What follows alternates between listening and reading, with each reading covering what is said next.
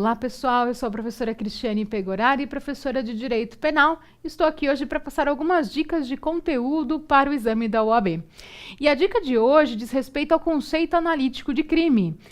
O conceito analítico de crime é aquele que analisa o crime de acordo com seus elementos estruturais.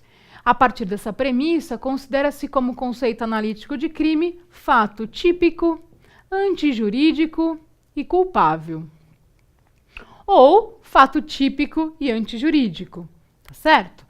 Dentro do fato típico, existem alguns elementos importantes. São eles: conduta, resultado, nexo de causalidade e tipicidade. Esses são os 4 elementos que integram o fato típico.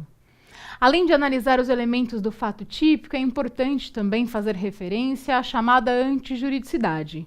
Como regra, aquilo que é considerado fato típico é também considerado antijurídico, ou seja, contraria o ordenamento jurídico. Ocorre que, em algumas situações, o legislador previu excludentes de antijuridicidade ou de ilicitude. As excludentes de antijuridicidade ou ilicitude estão concentradas no artigo 23 do Código Penal. E são elas: estado de necessidade, exercício regular do direito, estrito cumprimento do dever legal e a legítima defesa. Além da antijuridicidade, também, para alguns autores, integra o conceito analítico de crime a culpabilidade. Existe discussão doutrinária a respeito disso, né? Para alguns autores, dentro do conceito analítico, a culpabilidade é apenas um pressuposto para a aplicação da pena. Para alguns outros autores, a culpabilidade integra o próprio conceito analítico de crime. Seja como for, a culpabilidade é composta dos seguintes elementos: imputabilidade, potencial consciência da ilicitude e exigibilidade de conduta conforme o direito, ou exigibilidade de conduta diversa. Evidentemente, o legislador não definiu o que significa imputabilidade, potencial consciência da ilicitude e exigibilidade de conduta conforme o direito. Ele indicou as excludentes de culpabilidade para cada uma dessas situações. Então, nós temos na legislação os chamados inimputáveis, que são os indivíduos que não podem receber pena.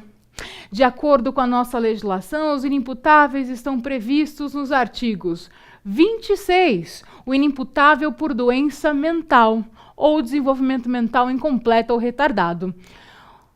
O doente mental não recebe pena, ele recebe uma outra modalidade de sanção penal, que é a medida de segurança. Aí nós temos ainda sobre a inimputabilidade o artigo 27 do Código Penal, que diz respeito à inimputabilidade em razão da idade. O menor de 18 anos não recebe pena. Ele recebe, eventualmente, medida socioeducativa. Ainda sobre inimputabilidade, nós temos o artigo 28 do Código Penal, em especial o artigo 28, parágrafo 1º. O artigo 28, caput, fala da emoção e paixão como não excludentes de culpabilidade. Assim como a embriaguez também não exclui a imputabilidade, exceto a embriaguez prevista no artigo 28, parágrafo 1º. A embriaguez por caso fortuito ou força maior e desde que completa. Sobre excludente de culpabilidade relacionada à potencial consciência da ilicitude, nós temos o artigo 21 do Código Penal, que trata do chamado erro de proibição.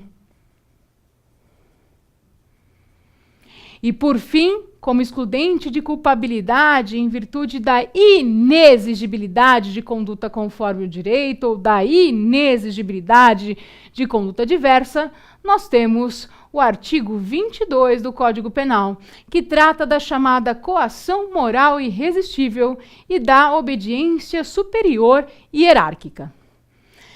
Essas são apenas algumas diretrizes gerais a respeito do conceito analítico de crime. Recomendo que façam uma revisão, porque esse ponto é muito importante dentro do direito penal. Boa sorte, bons estudos e até a próxima!